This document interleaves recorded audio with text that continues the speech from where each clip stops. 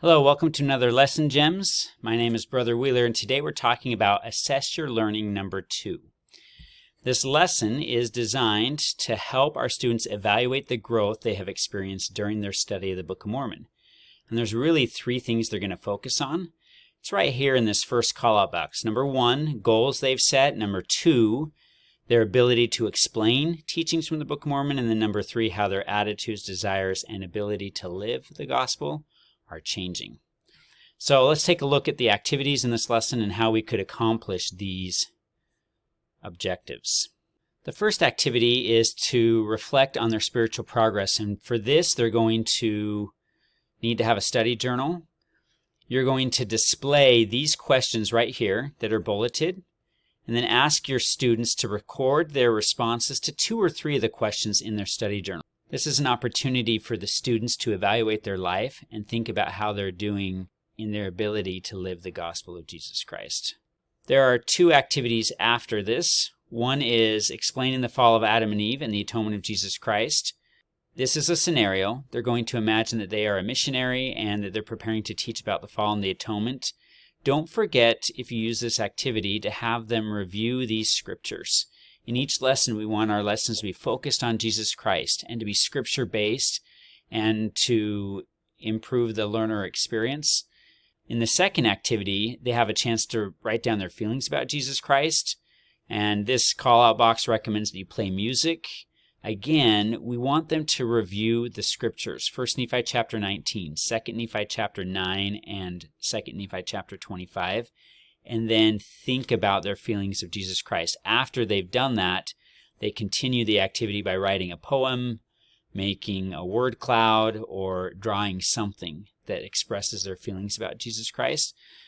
I don't know if you would do both activities. You would probably pick one or the other, either their feelings about Jesus Christ or explaining the fall of Adam and Eve and the atonement of Jesus Christ. But let's circle back up to the beginning of this lesson where we talked about our objectives. We are hoping that they can evaluate how their attitudes, desires, and ability to live the gospel are changing, and we did that with this reflecting on our spiritual progress part of the lesson.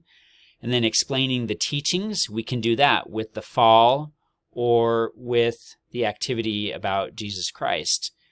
But this number 1 about their goals, we may want to do a couple of other things with goals. So this call-out box recommends that we remind them of their goals that they've been setting in the 4 areas of spiritual, social, physical, and intellectual.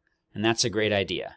Another goal that we could evaluate here is their reading goal. So while students are doing these other activities in the lesson, reflecting on their spiritual progress and explaining the fall and atonement, or doing this activity with their feelings about Jesus Christ, you could pull students aside one by one and talk to them about their progress on their scripture reading goals. And I know that's not super exciting, but this is a good opportunity for that. One other goal that you could work on is the goal of learning doctrinal mastery. I think this would be a great opportunity to spend a little time in this lesson with doctrinal mastery. I've included in the link below some activities that you can do with doctrinal mastery. One of those activities is, I can't put my finger on it. This game board right here is downloadable, and the instructions to play this game are included in the link below, along with another game called Contiguous and Stump the Chump.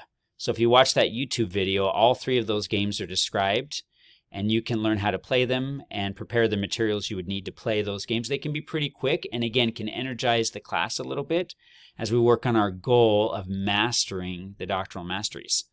There's a second video linked below.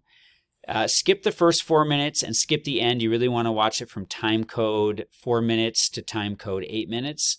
But it gives some other ways that you can use the doctrinal mastery cards.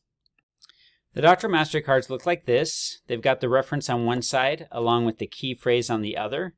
You can get these from your Seminary and Institute coordinator, or they are printable and downloadable. You can print them onto business cards, like cardstock that you put into your printer. But there are several games you can play with these, including flashcards, tic-tac-toe, Fishers of the Scriptures, and Stump the Chump. And again, those 4 games and the activities are described in the video at the end of this lesson. Another thing you could do is give one of these cards to each person in your class. They get one, and they walk around with the reference, and students have to give them a simple clue, not a detailed clue, but a simple clue as to what their scripture might be. It will take them a couple minutes, but they'd walk around and say, oh, here's a clue for yours. What's a clue for mine? And students might give them something like, for this one, you must pray always. They might say, has to do with prayer. Okay, well, that narrows it down. Has to do with the prophet Nephi. Okay, that narrows it down a little bit more. And so it wouldn't take very many clues. And once I can guess the reference correctly, I get to take it down. If I get it wrong, I have to grab another one and go again. So this simple game, just take a few minutes. We get the students up, out of their chairs, and moving around. So I hope you have a good time with this learning assessment lesson as we review our goals, help our students explain the teachings of the Book of Mormon, and evaluate how their attitudes, desires, and ability to live the gospel of Jesus Christ have improved as they've studied the Book of Mormon this year in seminary. Have a great week. We'll see you next time.